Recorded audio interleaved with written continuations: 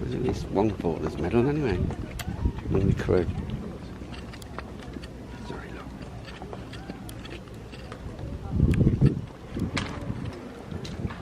It's alright.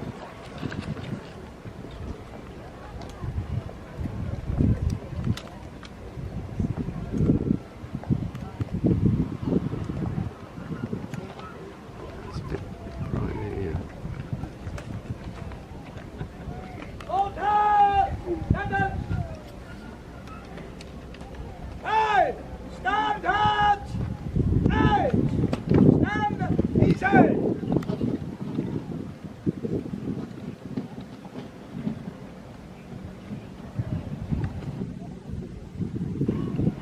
Good morning, ladies and gentlemen. What a difference in the weather from last year. Button down with rain, freezing cold, horizontal rain. Anyway, a very warm welcome today from the Chairman and Trustees of Salma 82. This association represents all medal holders and appreciates the support and help of holders who have joined as registered charity and members. Message from the Chairman, who's at the NMA today. May I thank all of you for your attendance and for your support for the association.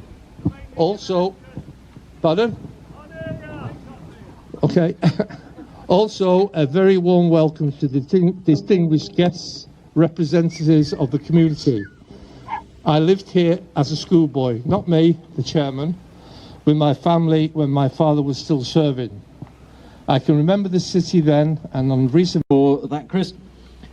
And start off by saying it's absolutely lovely to be here. Beautiful weather, of course, because I'm used to commemorating and celebrating our liberation in almost sub-zero temperatures, so this is a bit of a shock to my system.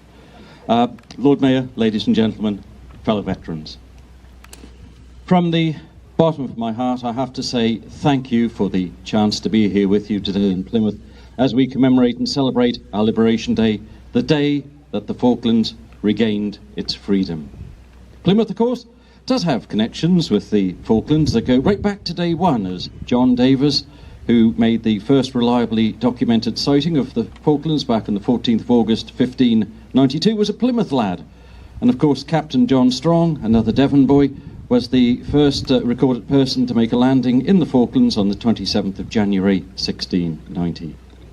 292 years later, more lads left from Devon heading south as part of the huge task force sent to liberate the Falklands.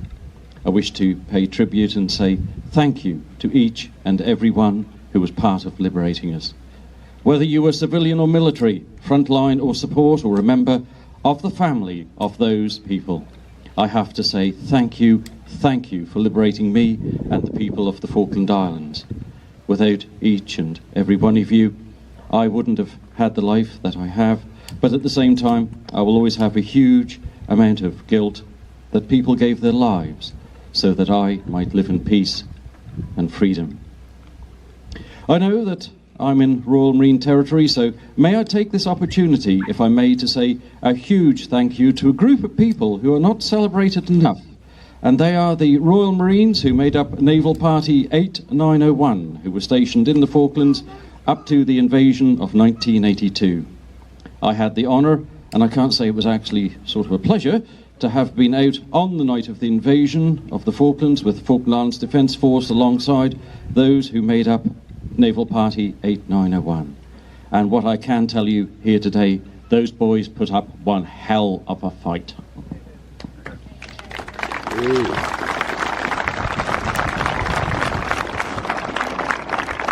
It didn't end the way that we would have liked it to, but we were outnumbered, outgunned, and there was no cavalry that would come charging over the hill to reinforce. To them I say this: you did well, lads. Never feel guilt for your actions that night, and you can hold your heads up high as is the esteem in which we hold you all back in the Falklands, and we do hold you in very high esteem. 40 years later, well, we're all a bit more rickety and grey-haired, but the memories we have are as fresh as they were 40 years ago. The Falklands have moved on. We were given a second chance, something we thought we would never get, and by golly, we've made the best of that opportunity. We wanted to make our country a living testament to all those who came south to our aid and to the families that were left behind. Those of you who have been back will know that the Falklands is now a vibrant, go-ahead community with our eyes firmly fixed on the future. But we have never forgotten our past and those that gave us our future back. And I do not know of any veteran, or I do know, sorry, that every veteran that comes to the Falklands is treated like royalty. And if they enter one of Stanley's splendid pubs, and once it is known they're a veteran, they probably won't be paying for a wet all night long, such as the feeling of gratefulness from young and old in the Falklands for what you did for us. I was wondering what to conclude with that would express what I feel in my heart for all that you did for us in the Falklands. And I'm a great exponent of Facebook, as we nearly all are in the Falklands actually, and it's to this and a status that I put up last year that I turn, as I think it holds as true today as it did then. Perhaps to give some background, at the time of writing this, I was the chief hack at Falklands Radio, and there were only two of us in the newsroom, so one of us had to be chief. And on the morning of Liberation Day, I found myself at work preparing for our Liberation Day coverage. Sorry about this, the pages, and they're all stuck together.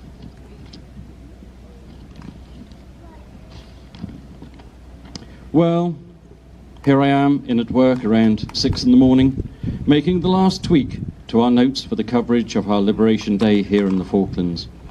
As I drove in, the streets of Stanley were deserted, and quite unlike what they would have been 40 years ago, when the armed and increasingly desperate invaders would have still been in control of the town. Fires would have been burning, the air tainted by the smell of smoke from those fires, and the streets becoming littered with the rubbish and filth. Being near our shortest day, it is of course dark here in the Falklands.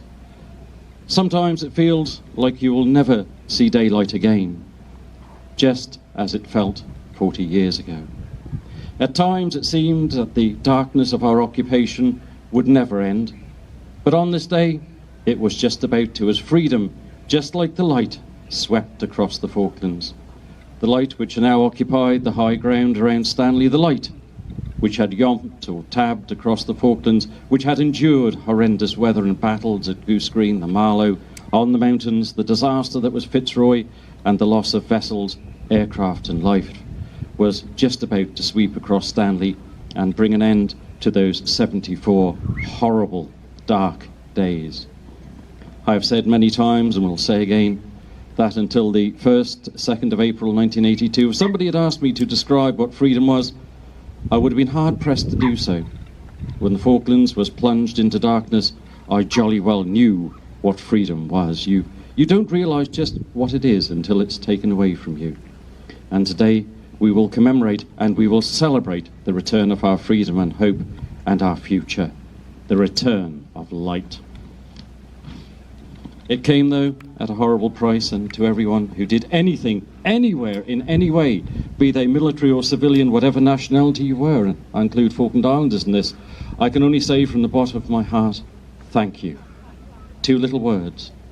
Two words that never seem to be enough to convey what we feel for what you did for us. I must also particularly pay tribute to the families of everyone who went south. Whilst we may have been in the middle of something that was not nice, we at least knew what was going on. But to the families of those involved, it must have been truly awful, the not knowing as the Falklands War played out in grainy images in newspapers and television, and dreading the knock on the door. To you all, You will always have my undying respect and thanks. We've got something in the Falklands that not many people get, and that's a second chance. And I hope that it can be seen that we have and are making the best of the chance that we were given to live in freedom under the government of our choosing. Finally, on this 40th anniversary, in a symbolic act to say thank you to you all, the Falkland Islands government has awarded each and every veteran the freedom of the Falklands. And I'm so proud that my signature is one of those on the bottom of that freedom scroll. To you all here today in beautiful Plymouth, I say thank you for my freedom and happy Liberation Day to you all.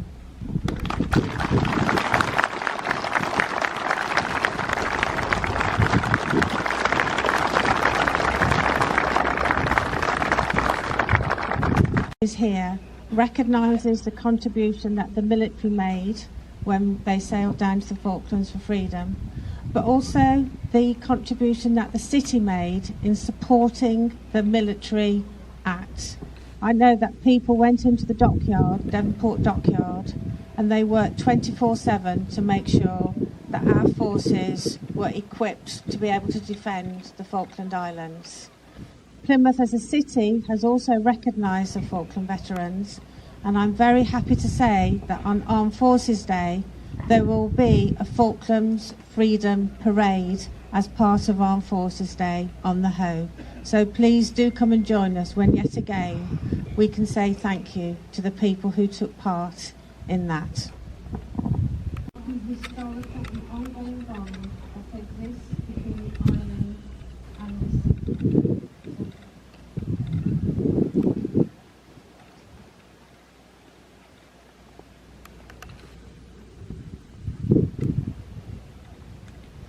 Our Heavenly Father, we thank you for this symbol of freedom. The symbol that flies over the Falklands, flies over the people, flies over their lives and over their future, and will fly over this city, proudly remembering the sacrifice, the courage, the loyalty, the faithful, and the commitment. In the name of the Father, Son, and Holy Spirit, Amen.